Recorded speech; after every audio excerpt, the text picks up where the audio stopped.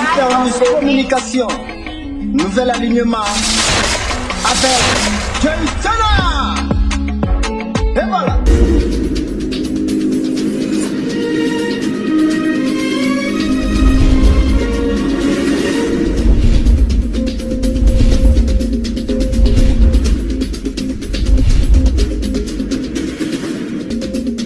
Merci pour la choix Bossala pour la magazine d'actualité Supernews Communication. Pe na pesi mbote na balanimio sur la Supernews Communication ya poko alelonga Gérard Santini maître du temple. Natoni semine se représenter les bino grande édition de la lelo kasi to bino baso bolandi. Tofo mala basa mona biso pour la website mino qui est le 16 juin monde entier et c'est le Bokabongo journée internationale des enfants africains. Nde natina wana mama Paula azama ki kolobate na caméra ya Merlin Ngoma la peine miko ya bien levé à Miss. Comme on a eu maman Clarisse pour la Pédica, nous avons secrétaire permanente provinciale, il y a corps d'assistance sociale, la Katia ville de Kinshasa. Corps d'assistance sociale, il y a RDC Mobimba, Kassina Lazali, provinciale donc, la Jisaka, la Katia Mabili à Kinshasa. Corps de l'assistance sociale, ils ont surtout technique, le ministère des Affaires sociales, ou le ministère des Affaires sociales, pour la Congo, Mali, à l'école, ou l'État social. Topé, Kosunga, Buba, la carte à Bobola. Le monde entier a dit que c'est le journée internationale de l'enfant africain. L'enfant africain a dit moi, la mienne serait à Botami, la Béné Africa, c'est-à-dire le continent africain. Moi, la mienne serait la carte à Botaranga, la carte à Botanayo, la carte à Botasoro. Il y en a que béni enfant africain. Et les événements où ils allaient pour les Calabambo, Canyon sur l'Afrique. Pour le thème, ils allaient l'accès à la justice adaptée pour l'enfant africain. Namboka o babengi Afrika Ngele, to Afrique du Sud, c'est une bosanité. Mboka wana bana tozaki na gouvernement ya apartheid. Pouvoir wana ezalaki mindele bazali kobundana bato mundu. Kasi justice ezalaki makasi, mboka ya Afrika bato bayebi ezalaka kaka baindo. Kasi lokola loposo pembe ezalaki kuna bazalaki na posa ya koelimine bato mundu nyonso. Nde ba injustice wana ezalaki ekomaki tina niveau ya bana basilikaki batombokaki nde basalaki marche et na kati ya marche wana une centaine d'enfants bakufaki nde yango esalaki ke na mikolo po ezalaka na 1900 le 16 juin 1976 babenga yango massacre de Soweto. Alors na kati ya bakotala kobongisa mambi natali ekolo wana nde à partir ya le 16 juin 1991 nde baki koinstitue yango na union l'unité africaine ndenge lelo tozalaki na OIA nde bakaki koinstitue yango comme journée internationale de l'enfant africain. Mais mikili nyonso bakoma kosalela yango surtout awa na kati ya Afrique. Mpona kohonorer espoir ya baenfant africain na moment oyo ndenge touti koloba thème na yango ezosenga ete mwana akota na justice moko oyo esengeli na ye. Donc pas justice ya mikolo, pas justice ya oyo etali kaka bana. Tozwindakisa ya bana oyo bazali na kati ya prison balobi ete mwana esika na ye esengeli kozala na prison te baza na bisika na bango oyo soki mwana akomi na délinquance juvénile bakokotia bango babenga yango ba EG. Tozalaki na EG mbeteke ekufa ekoma bandako lelo bana nyonso bazali kobwaka bango na kati ya prison. Sikoyo bauti koloba ete to désengorger ba prison. Mais soki otali bana oyo bazobima na prison bazali kaka mokie bana nyonso bazokope na prison surtout que toza na maladie oyo bazali kobenga maladie ya coronavirus ezali koderange bato na bamilieu carcéral tomoni ndenge bana bazali kosouffrir na prison ezosala biso mpasi biso bassistance sociaux lokola tozali bacorps moko civil moyen tokota kutu kuna ezali te alors que bacorps bassistance sociaux baza na frontière te bakotraversaka bisika nyonso na baprison na bahôpitaux na bamorgue mpe na bisika nyonso oyo baza na posa ya motu. Tokene bongo na mama société pour le bino ke bourgmestre adjoint ya commune ya Bumbu Yves Badika ye azo continuer toujours ba tourner na ye ya ba quartier pour le sala toujours propriété la ninga kosalate kasi ya mbalo azalaki kuna na quartier Matadi blessing inosa mikodo azalaki na kuna compte ya SO communication. Nyakadwa kaka ya kosasire soki tashi ya moko ya ba responsable oyo bazali kotambwisa commune ya Bumbu soki bazali kosala mosala mo malamu na yango bourgmestre adjoint ya commune ya Bumbu papa Yves Badika azokoba se kokoba na batourne na ye na bakarte quartier. Kasi ya mokolo ya lundi 15 juin, azalaki mobange na descente na quartier Matadi. Epai wapi akendaki kokutana na chef du quartier ya Matadi na ba chef de réunion so. Kaka ndenge bozali komona na bilili, rencontre elekanaki na kimia mpe kitoko nyonso mpona kaka kocreye ba stratégie ya salongo na ntina ya korendre commune ya Bumbu propre mpe koaccompagne idée ya gouverneur de la ville de Kinshasa Gentini Ngobila ya Kingu Peto. Boyoka ndenge chef du quartier Matadi ndenge apesaki précision na micro ya SNU Communication. Wana journal lelo biso fe tozosala salongo bakonzi ya commune baza pe nsima na biso bazolanda biso wana makambo ya salongo. En tout cas tozosala yango mpe malamu bango mpe bazaka nsima na biso kolanda biso po botala ndenge biso tozosalela kosala yango. Na suka na yango ye moko bourgmestre adjoint Yves Badika azalaki maloba te. Totala liboso bandeko tozalaka na bango parce que ezalaka nango makambo so yaka oyoki no mwa avantage moko yeboye na kati ya quartier kotosala mwa likambo moko boye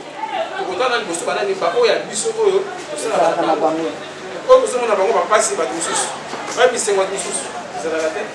oyo tomona na bango pasi bango mpe tosali tokosepela na bango soki occasion mona po mokili ezalaka pasi na pasi mpe bisengo mpe ezalaka yango eloko na kosenga na bino vraiment yango wana boboto bondeko ezala na kati na biso mpo toyeba komatisa quartier na biso makasi parce que quartier Matadi ekozala boye tokobongisa mokolo moko oyo tokoka kosala mpenza salongo ata pendant 3 jours opération yaka 0 sachet tomeka nano bambulo esila tomeka na kopinzola basachet osusu na balaba koluka barato ya makasi kosachet ezosala kitoko te na biso ozoyakoisaka ata bokombo ezomonaka asali te donc sachet emati na façon moko mpenza eza impossible mpe tokoleka mpe pa ya baopérateur mpe toyebi oyo tokoloba na bango de façon que bango nde baza kobebisa mingi esengeli te baparticipaka na makambo ya salongo tosala na quartier bakoki kovanda boye te bakofanda so balongoli to 1000 francs to 500 francs bapesi mpona salongo bakokweya te eza moyibi te organisez-vous, prenez-vous en charge. En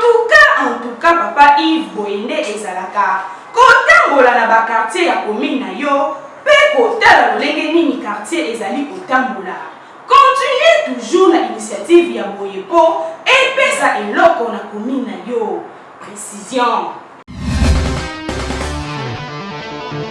Totika kaka bongo na mamatali société pour le même que gouverneur de la ville Gentini Ngobila Mbaka ye azalaki bongo na route elengesa kotala misala ndenge ezosalemela impact pe idéologie Merlin Ndonga la karata 45 azalaki pour le compte ya super communication.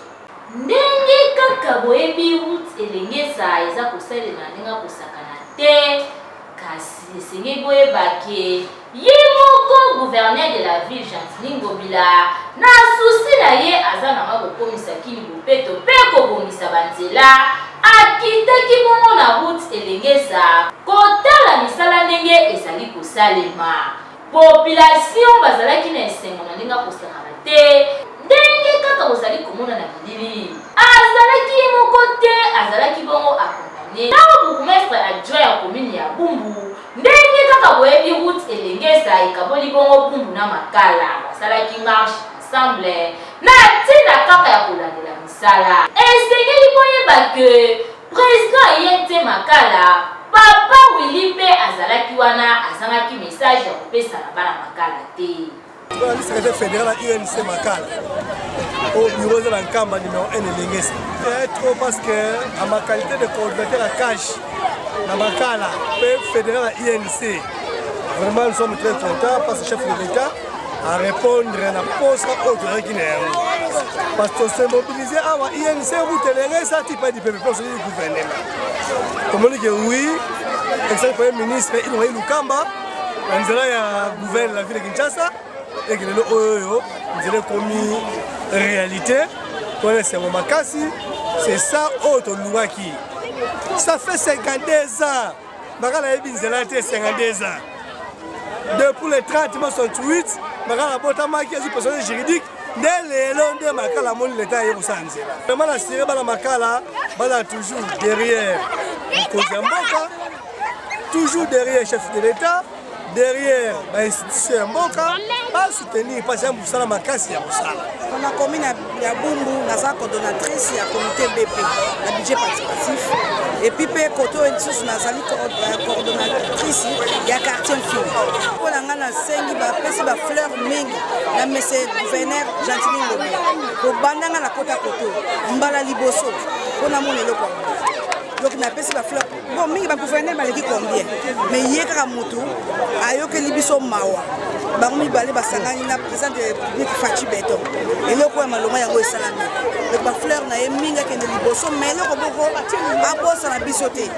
ndenge babuki biso basala noki avant mbula ebanda basala biso basali noki te ekozala mpasi puiske mabele mo tosala ngo oyo eza soki erreur kaka boye mabele mabe kobukana nyonso to omona lisusu tokoyina ye lisusu donc eloko ezali azwa mbongo apesa epo adi constitution asala mosala mbango esila noki boyende ezalaka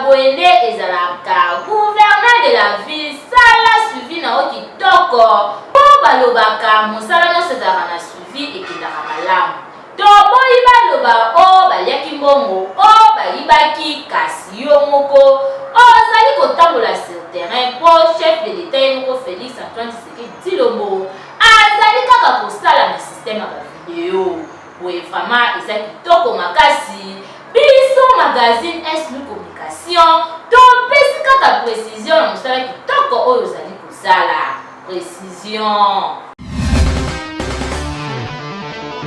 Totika kaka bongo la société pour la république bino qui depuis le 10 juin gouverneur de la ville province de Kinshasa Gentili Ngobila asila bongo ko lancer message que bientôt des confinements pour la commune ya Bomekasi jusqu'à présent nanu tozwi suite moko favorable te nde na yango magazine super de communication akutana kina bandeko bango bazana ki robate na micro ya merveille tout ce qui la paix si leur 22 les images qui parlent. Depuis mokolo ya mercredi 10 juin 2020, gouverneur de la ville Gentili Ngobila apesaki message ete dans 3 ou 4 jours déconfinement ya commune ya Gombe kosalema kasi depuis apesaki promesse wana suite favorable eza te na ntina wana population congolaise en général pe kinoise en particulier bazali na inquiétude ya kosakana te kotala ete makambo bakonzi ya mboka bazali kopromettre bango population kasi bazali korealize te moko ya bakinois alobaki boye na micro ya super new communication mpona ngai nazomona yango bien te parce que nga mo personnellement nalandaki na top congo le gouverneur na top congo alobaki que dans 4 à 5 jours akodeconfine na niveau na ye ville ya Kinshasa mpona Congo Mobimba ezalaki président ndenge apesaki bamesure barrière maintenant apropos ya oyo le gouverneur alobaki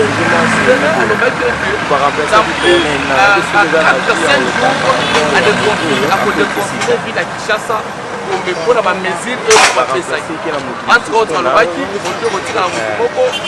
na motuka bato bakotika lolenge wana epuis tokozala na obligation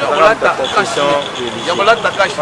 et maintenant je me demande à ce que ye alobi maintenant lelo kati yango lelo toza mardi ok mikolo apesaki esika banda weekend soki makambo basoli yango nano malamu te na réunion inutile ya kolose population donc batosa mpe peuple makambo bazoloba maloba na ngai na kopesaka conseil na bakonzi nyonso tu bazolanda biso bayeba quand même kotosa population na kotosa maloba na bango kozala presse te ya koloba likambo sans que osolango malamu na kati ya réunion biso super new communication tokosenga kaka na bakonzi ya mboka bokoka kotosa maloba na bino pamba te population baza nsima na bino biso tolobi mpo toza wana mpona information biso topesi kaka précision kaka nde toyebisaka bino ke super new communication tofongola espace promotionnel na motu nyonso aza na posa basalela ye promotion ya entreprise to mpe oyebana awa na république démocratique du congo surtout awa na ville de Kinshasa soko beti tu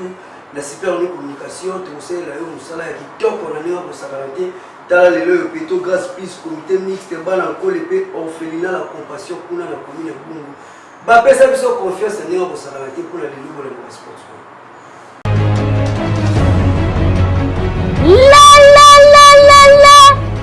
engaye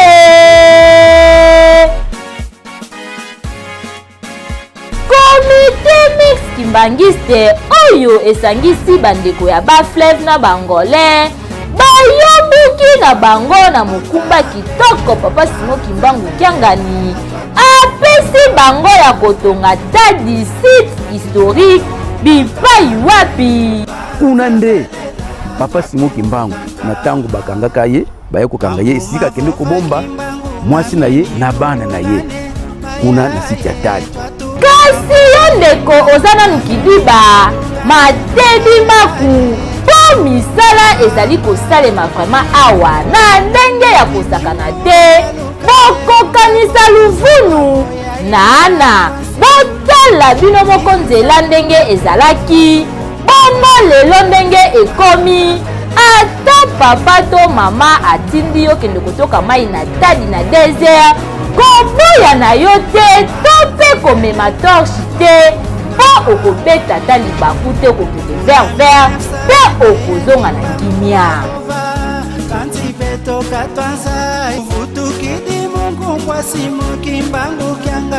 okanisi esuki wana te bazali lisusu kotonga mobange na tribune d'honneur mpe bandako ya VIP oyo papa Simon Kimbangu Kiangani akoyambela bapaya na ye na mindele na 2021. Président national ya comité mixte papa Paka Kote apesaki précision boye bapangiza mababa yombi bobangu wa mutangu ya tulembo tubi tata nzambi utuzodidi kuwomba nguwati mwana niyo beta zola ni abeta vanda kisala tata nzambi mwanda vela peve longo utuzodidi kuwomba utuveni kisalu kine mwingi niandi kama ona kini niandi mona kini betu beku saku mungu kisalu veni mbi tunga tati kisalu kitona tamu betu babosi momo tuko tukanu tuizanu bila betu baveni kisalu beni betu bayombi betu bawofi mu RDC betu kaveni kisalu kine tusala tubongisa siti melina betu mana mansa sala kisalu kina bapangizama lusaku mulu luidi lusaku mulu suru maki lusaku mulu luidi kudeta Tanzania moyo ndeko papa ndeko mama ozali na posa o contribuer ata oza na yo mwana comité mixte mapamboli balukaka ngo na makasi président provincial papa Mwanda olobi nini lisanga wana comité mixte Angola ba fleuve oyo papa asangisaki depuis le 9 juin 2011 tozali concerné na mosala oyo papa apesi biso ya kotonga tadi toza na deuxième phase ya contribution topesaki basaki ya sima awa tozopesa mbongo 10 000 francs mpona babarre de fer tosengaki na mutu nyonso oyo ayebi ete azali mwana ya Angola pe ya bafleuve mwana c'est-à-dire ressortissant oyo auta na bafleuve auta na Angola toza na ville de Kinshasa kimbangiste même ba volontaire non kimbangiste parce que mosala l'église kimbangiste ezali ya biso banso tango olandi message oyo yeba ete mapamboli balukaka nango na nko na mwinda kiedika bino bandeko ya bafleuve na baangolais bolala lisusu pongi te po 2021 yango oyo deja esi ebelemi papa Simon Kimbangu Kiangani apesaki bino deja mobange na mokumba il faut kosilisa ngo boyeba lisusu ke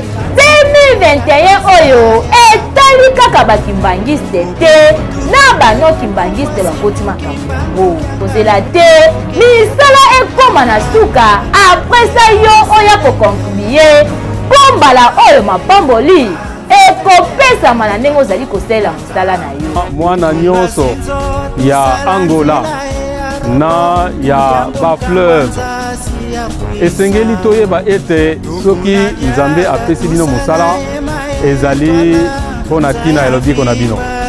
yango wana biso bana ya Angola bafleuve toyebi ete misala wana esi epusani tosi tosali nzela na bandeko ya office de route na lotomo mpe lisungi ya ye moko papa mokonzi abule na papa kumambanza papa Mbenza Kiangani vraiment nzela esalemi kitoko sikoyo tokoti deja misala ya tribune minu ndidi kwame nake na ngai deja kotonga ebongo yo ekotonga nkamba nkamba twatunga nkambe banza felela twatunga nkambe Yerusalemi ampa ayebi ete boja na pasi ata na pati boja michaya bapeti bino eba na botika kolima ima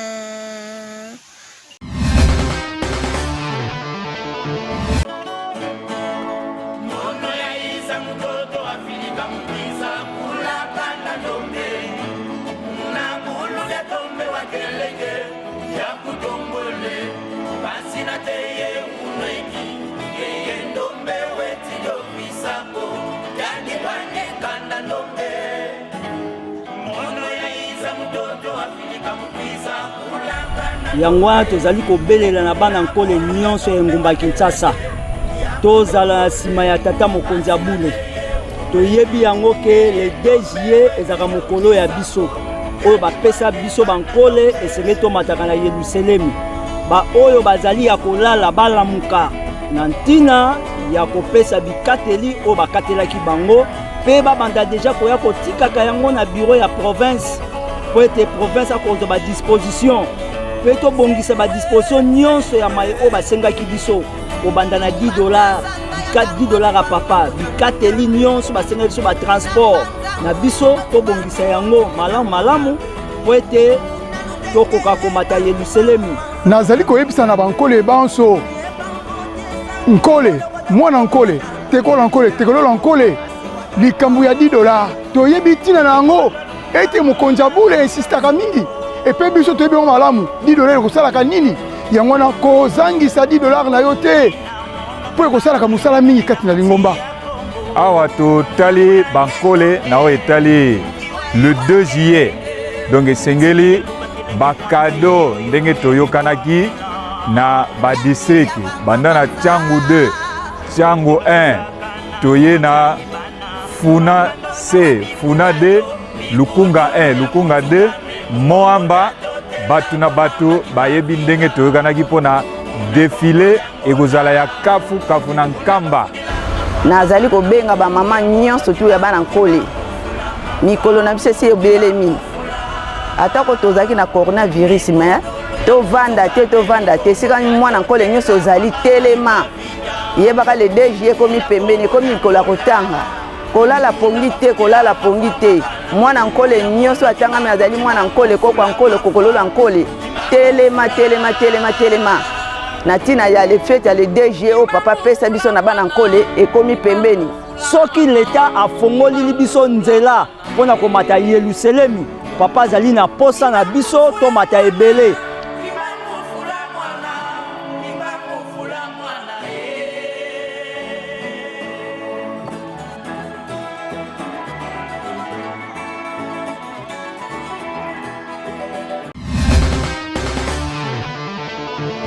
Orphelinat la compassion oyo ekambamaka epai ya Pasteur Moïse Nchala esangisaka baorphelin na baorpheline ya vi province ya Kinshasa ndenge kaka makomi na Nzambe elobi esengo na baoyo bazali kosunga babola na ntango ya pasi Nzambe akokangola bango ndenge kaka bazwa passion ya kosunga baorphelin. Alansaki bongo appel na baye nyonso bazali na posa ya kosunga baorphelin na baorpheline kasi bayebi ndenge ya kobandela te ye moko apesaki précision boye. ezali wabino ndeko le président promoteur ya la compassion orphelinat Ridichala Moïse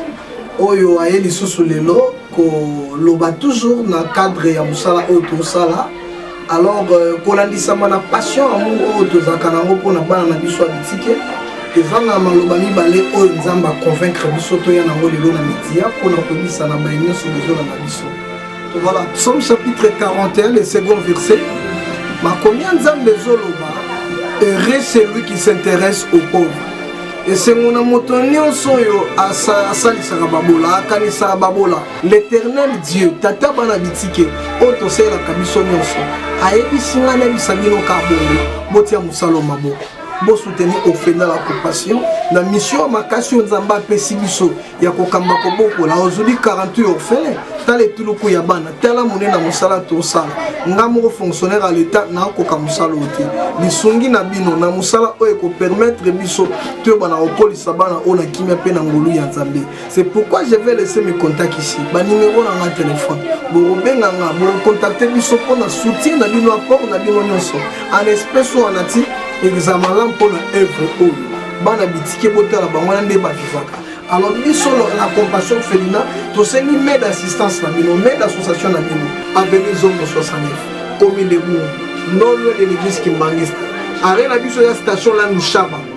n'est pas la compassion féminine Zouami avenue Zongo 69 je répète wana limité ozana Bandal ozana Victor ozana Iben ozawapi ozubisi ya Bumbu arrivé na Bumbu tuna avenue Zongo 69 la direction à Chaba non loin de l'église Kimbangiste station là de Chaba la compassion orphelinat Tozawana oko benga na plus 243 81 60 61 970 na bandeli numéro 1 plus 243 81 60 61 970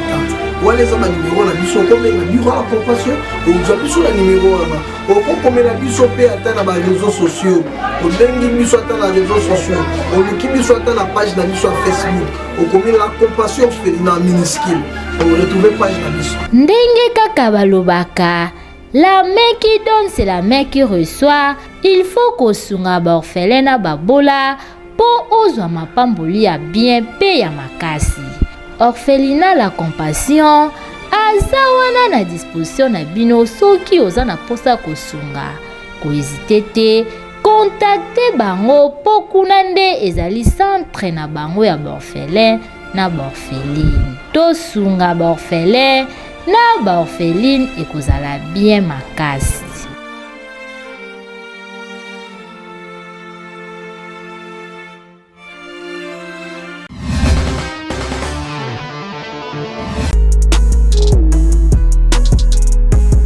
Pour une spécialisation par secteur d'activité, venez, trouvez et connaissez toutes les ficelles du secteur de vos rêves. Grâce au centre de formation professionnelle Petrogas Plus Training Center qui lance plusieurs formations pour tous.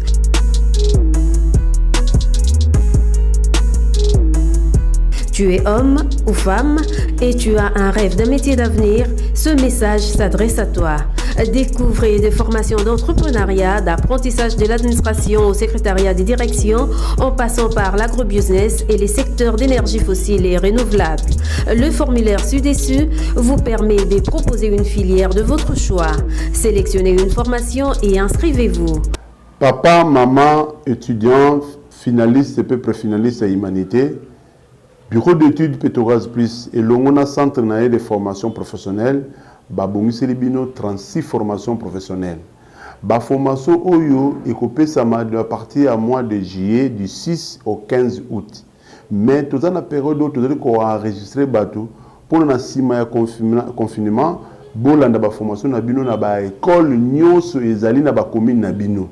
Yango tout ko benga bino ebele boya ko remplir ba formulaire na bino formulaire ezali na 2000 francs congolais o remplir formulaire na yo o poni formation moko kolanda. Okoki pe ko pona formation mi balé mi sato mi nei kaka ningo ko linga pona ba formation ko pesa na ba jour impair na ba jour pair.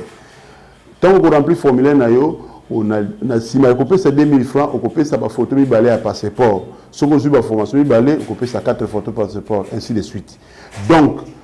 remplissez le formulaire ici, on peut payer $5 pour la carte d'accès au côté de la salle pour la formation. Si on paye $5, on a des bisous qui payer ça support la formation pour la formation na malam. Ndeko nangai papa maman nayebi ke ba centre belé ya ba ONG de belé kosibino. Mais bisous to yel sikoyo pour na laksabino le coûter za malamu te. Ndenge to sengi 2000 francs $5 wana to ko senga le sumbongo te. Beaucoup de formation na bino titango kosila na sima formation beaucoup ça la test évaluation na sima test évaluation wana et kopesa bino nzela bo ça la stage ya 1 mois ce que si faut stage ya 1 mois nde okosala sous test pour ne pesa yo musala na yo luka kosala na administration yo luka kosala na domaine ya pétrole na côté logistique yo linga kozala au test yo linga kozala coupe couturière yo linga kozala bisika nyoso linga ba misala ya rêve ya vie na yo yaka kozwa ngo na talo moke na 2000 francs na 5 dollars à pamba au sali formation na yo pe na suka ozu musala na yo. Pour tout autre renseignement, contactez le plus 243 81 63 72 154 ou le plus 243 81 34 74 120 ou encore le plus 243 89 66 20 506 ou passez directement au siège de Petrogaz Plus Training Center au numéro 15 avenue Chikapa, Kasavubu, référence croisement Ethiopie Chikapa, immeuble Mukoko local 1, premier niveau. Petrogaz Plus Training Center. Plus qu'une formation, un métier.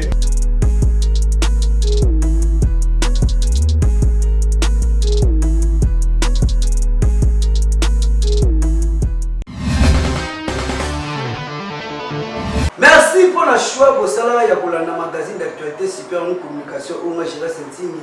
Maître du temple Nazareth qui ne sont pas proposés une grande édition pour la Lyon parce que c'est celui qui n'a pas ça un grand merci. L'équipe rédactionnelle et technique, il y a des professionnels qui qui toquent et comme il y a c'est lui qui a ma caméra, tout ça qui bon on a les images qui parlent et puis édition et comment qui bon la yemoko Karen et Ngundu moi si il y a qui toque on a mis pour ça va être montage c'est là qui bon la yemoko Joseph la chef d'état-major autorité morale et super en communication. Na SNU communication mutune za kaka moko ka savala pe mutune oyo na profiter couper sa mbote na maître ami Gontia la motema ya mama bilelema pe na bosanité gali echu itina na parler za la toujours yo. Na SNU communication mutune za la oyo. Nani voima Super communication. Nouvel alignement avec Jason